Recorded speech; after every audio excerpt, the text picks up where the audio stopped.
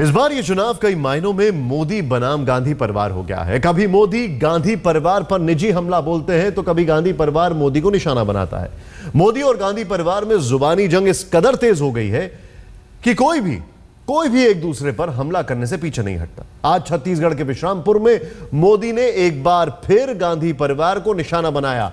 मोदी ने जहां सोनिया और राहुल पर तीखा वार किया, वहीं गांधी परिवार के दामाद रॉबर्ट वाड्रा को भी निशाना बनाया।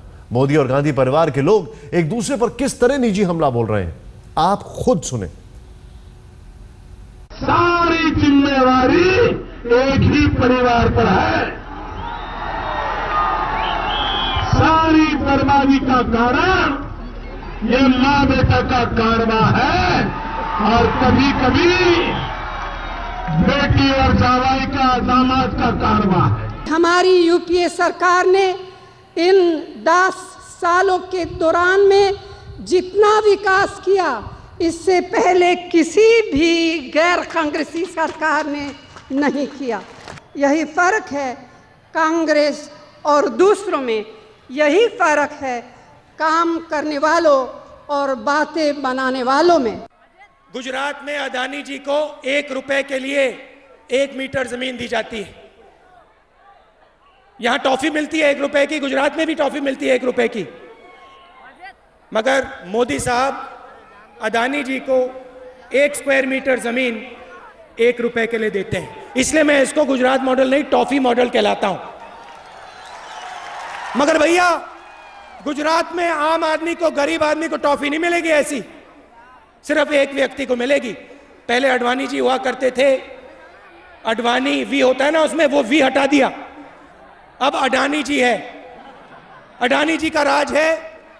पहले अडवाणी जी वाजपेयी जी की पार्टनरशिप होती थी, अब मोदी जी और अडानी जी की पार्टनरशिप है, टॉफी मॉडल है, और गरीब वहां पे पछता रहा है। उनके लिए तो टॉफी मिल गई तो दिन अच्छा चला जाएगा, लेकिन भाई बहनों, हमें तो बचपन में टॉफी क्या थी वो तो हमारे नसीब में नहीं थी भाई।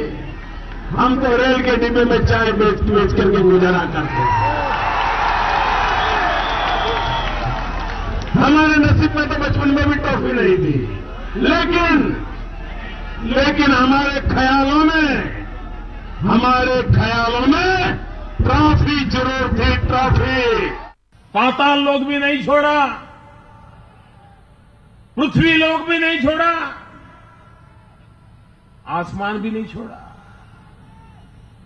तीनों लोक में भ्रष्टाचार किया है। अरे तरंगे बेच खाई, तरंगे।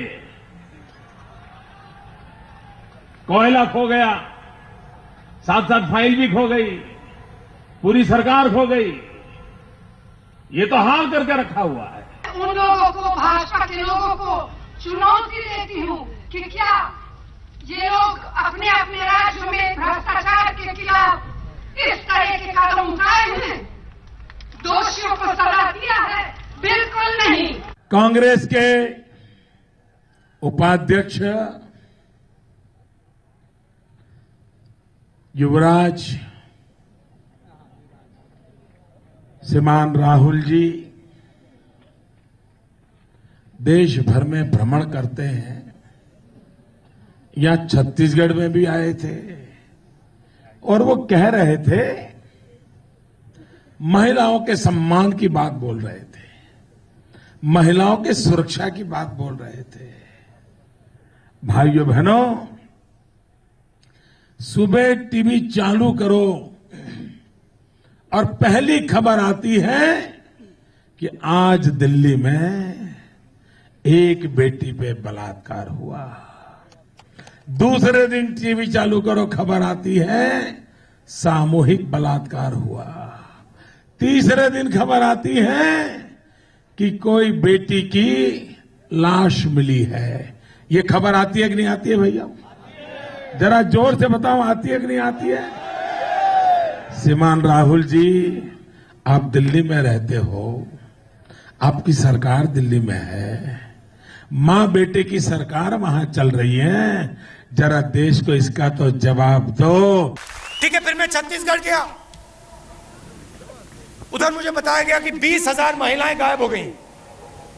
उनको मालूम नहीं कहां गई, गायब हो गई।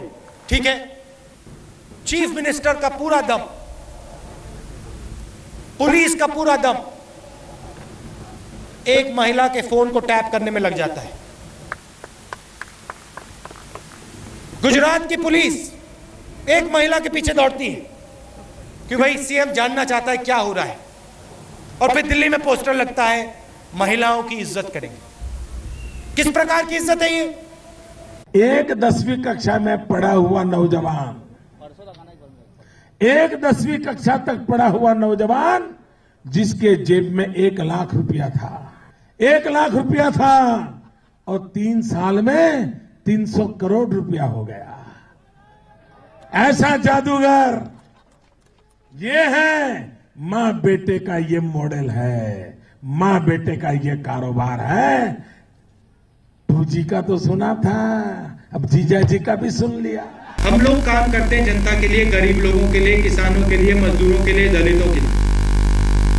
ये लोग 2-3 उद्योगपतियों के लिए काम करते हैं, और राजस्थान का पैसा, आपका पैसा, गरीबों का पैसा, आपकी जमीन, ये इनको देना चाहते हैं। 2-3, 10-15 भी नहीं, सिर्फ 2-3।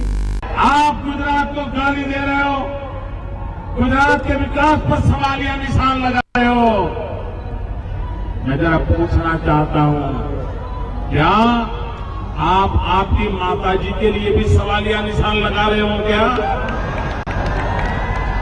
मैं इसलिए पूछ रहा हूं, राजीव गांधी फाउंडेशन जिसकी अध्यक्षा आपकी माताजी है, और राजीव गांधी फाउंडेशन ने हिंदुस्तान भर की सरकारों का सर्वे करके घोषणा की थी कि हिंदुस्तान में सबसे प्रगतिशील कोई सरकार है तो उस सरकार का नाम गुजरात सरकार है। एक व्यक्ति सारे निर्णय लेगा, जितना भी सरकार का काम है, जितनी योजनाएं हैं, जितने कार्यक्रम हैं, वे सिर्फ कुछ चुने हुए व्यक्तियों के हाथों में होंगी। तो ये बहुत अलग अलग विपरीत तरह की विचारधारा है। जब आप ये निर्णय लेंगे तो आप ये भी सोचिए कि ये क्षेत्र इंदिरा जी का क्षेत्र था।